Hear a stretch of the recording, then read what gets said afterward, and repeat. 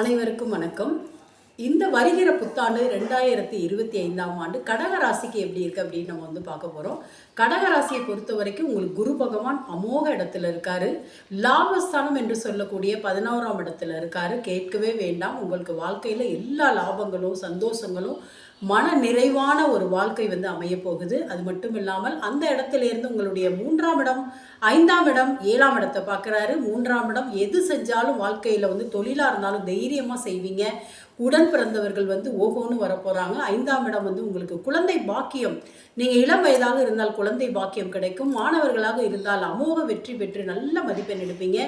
7ஆம் இடம் என்பது திருமணத்தை பார்ப்பதால் திருமணமாகாதவர்களுக்கு திருமணம் அமோகமாக நடக்கும், நன்மையாக இருக்கும். வாழ்க்கையில் எல்லாவித ஒரு சந்தோஷத்தையும் அனுபவிக்க போகிறீங்க.